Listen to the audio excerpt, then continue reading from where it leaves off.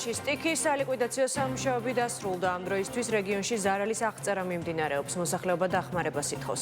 თითოეულობამ დააზიანა სახლები და ელექტროენერგიის ხაზები. მოსახლეობის ნაწილი საკუთარ სახლში დაბრუნებას ამ დრომდე ვერ ახერხებს.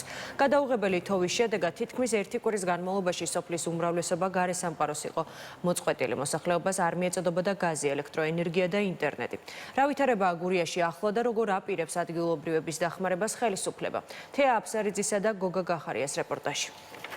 68 წლის მე აქ ცხოვრობ შვილო, ძალიან დიდი ოჯახის შემქმნელი, ასეთნაირად დამემართა შვილოა. სოფელ ნატანებში დონაურის უბანში მედიკო პატარაია თითქმის 60 წელია ცხოვრობს. იგი ყვება, რომ მსგავსი თითოეულობა აქამდე არასდროს უნახავს. მისი სოფელი 5 დღე გარესამყაროს იყო მოწყვეტილი. არ მიეწოდებოდათ ელექტროენერგია, ბუნებრივი აირი. თოვლისაფარი 2 მეტრს აღემატებოდა და გადაადგილება შეუძლებელი იყო. სახლში მის გარდა 3 ბავშვი და მათი მშობლები იმყოფებოდნენ. ყვება, რომ შუაღამით სახლმა ჭრიალი დაიწყო და ჩამოინგრა. ოჯახი სასწაულებრივად გადარჩა. ახლა ნათესავებს შეაფარეს თავი და არ იციან, როდის დაუბრუნდებიან საკუთარ სახლს, რომელშიც ახლა ცხოვრება შეუძლებელია. მსგავსი ისტორია დღეს გურიაში უამრავია. დაზიანდა სახლები, არაერთი ოჯახი დარჩა საცხოვრებლის გარეშე.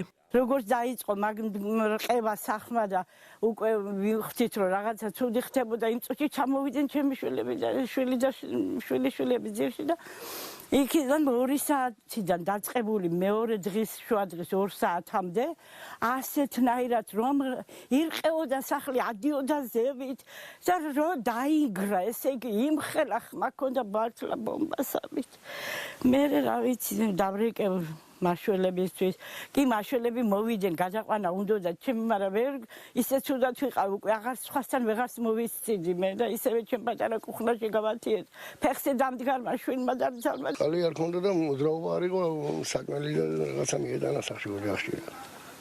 სოქს მისაშვალება არ ქონდა, რომ სახლი მიეთოლა და რამე გაჯურებულია ხალხი. ნაშველები, ტრაქტორები გამევიდა, ყველა რაც შესაძლებლობა ქონდა, გამგეობა იქ ყველაფერი მუშაობდა. შინ ისტორიები მესმოდა, რომ 3 დღის განმავლობაში საყოლთან ვერ მივიდა ადამიანი და ძროხა სიმწრიდან თავისი ის ქონდა შეჯმული, რითაც დამბულიყო, ის შეჯამაო რომ მივედიო პირველად ნახევარ. პრობლემა ეს არის, რომ ერთ ბაშად მოვიდა დიდი მასა თოვლის, იმიტომ რომ ერთ მასში 24 საათში მეტრო ნახევარი თოვლი რომ მოვიდა, ეს ცოტა ესეთი მომენტია.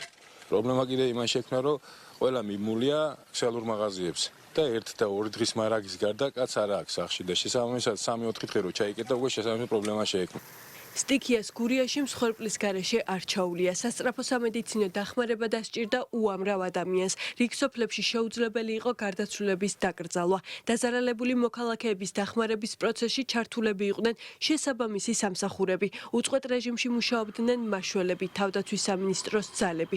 სოციალურ ქსელში აქტიური იყო ჯგუფები, რომლებიც გურიაში დაზარალებული მოქალაქეების დახმარებას ისახავდა მიზნად.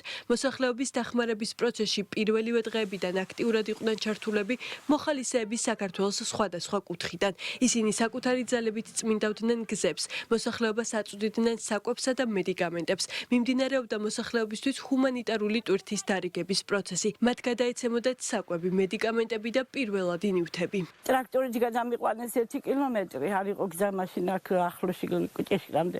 და იქიდან მე მოხალისეებმა გადამიყვანეს, ძალიან კაი ხალხი, გაახაროთ ღმერთმა, მოდიოდნენ საჭმელები მოქონდნენ, წამლები მოქონდნენ, კითხულობდნენ ამბავს, მე არ ვიცი, ღმერთმა და ბუნებამ და ყველაფერმა კარგმა ჩვენფერი საქართველოში ახალგაზრდობარი მე არ ვიცი. თავრობას ვთხოვ ძალიან დიდად, რომ ამ მრავალშვილიან ოჯახის ხათრით თუ ასეთი მდგომარეობის ხათრით ასე რომ რაღაცას დამეხმარებიან. სამყაროს მოწყვეტილი ვიყავით ალბათ 1 კვირა. ასე შოკი არ მქონდა. ტელეფონით კომუნიკაცია არ იყო, ტელეფონებიც გაითიშა. ძალიან დიდი სტიქია იყო აქ. ძალიან დიდი თოვლი მოვიდა, სადღაც 2 მეტრო თოვლი იყო ჩვენს უბანში. ხო და გადაადგილებით ვერ გადაადგილდებოდი და მადლობა უფალს, რომ მოდიოდნენ მოხალისეები და ჩამოვიდნენ ხალხი და რაღაცა წამლები და პროდუქტი და ჩამოიტანა სოფელში და გაჭირებულ ხალხს, რომელსაც უფრო უჭირდა დაურიგეთ. ხელისუფლების ინფორმაციით კომუნალური სერვისების მიწოდება გურიის რეგიონში უკვე ძირითადად აღდგენილია. სპეციალური ტექნიკის გამოყენებით ამ დრომდე იწმინდება გზები. ჰუმანიტარული დახმარება მიეწოდება დაზარალებულებს. ქვეყნის პრემიერ-მინისტრის ინიციატივით შექმნილია სპეციალური კომისია, რომელიც ზარალს შეისწავლის. ხელისუფლებაში ირწმუნებიან, რომ არც ერთი ოჯახი არ დარჩება შესაბამისი დახმარების გარეშე. ყველა სოფელთან დამაკავშირებელი ცენტრალური გზა სრულად არის გავლადი. არსებობს ადგილები, სადაც მიმდინარეობს წმენდა შიდა სასოფლო გზების.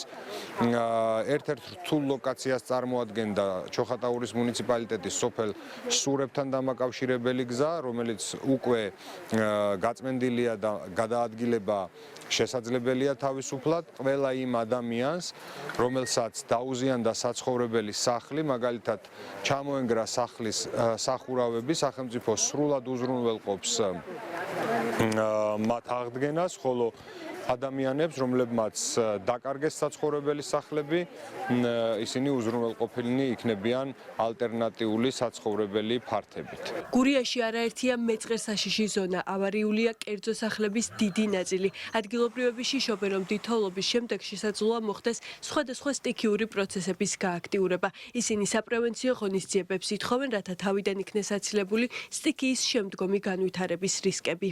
მეწყერსაშიში ზონები რომ არის, ამაზე გვაქვს ცოტა შიში თავისებურად, რომ როგორი იქნება მეწყერსაშიში ზონები რომ არის, აი სახლები რომ არის დამეწყრილი და ჩამოშოების საშიშროება არის, აი ამაზე გვინდა მეტი ყურადღება ახლა. დანარჩენი მხრივ ახლა შუქი გამოსწორებულია, წყალი გვაქვს, გაზი, ყველაფერი კარგად არის, ღმერთის წყალობით ყველაფერი წესრიგდება. აგერ არათლელი ესენი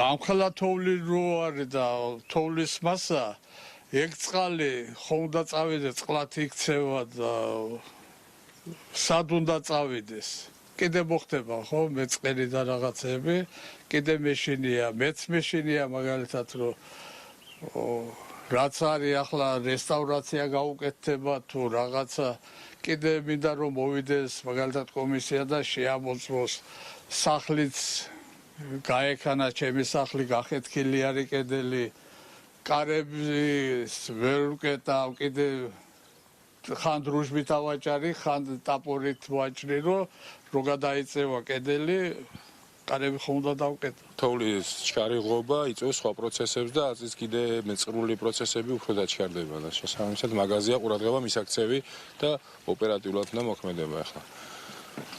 და გამოცდილება წეღანას თქვი რომ ის არის რა ქვია. დიდი ხანი არ ყოფილა ესეთი დიდი მოცულობა ნალექის და შესაბამისად დავხდით მოუზადებელი.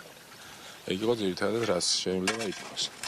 ხელისუფლების მხრიდან რაც შეეძლოთ ადგილობრივ ხელისუფლებას აკეთებდნენ და ბიჭებს დიდი მადლობა ვინ ჩამოვიდნენ და მოხალისეების ვარიანტში რომ ძალიან შესაბამისად ოპერატიულად იმოქმედეს. გურიაში სტიქიის სალიკვიდაციო სამუშაოები დასრულებულია, მიმდინარეობს ზარალის აღწერა. მისი ზუსტი ოდენობა კი ჯერჯერობით უცნობია.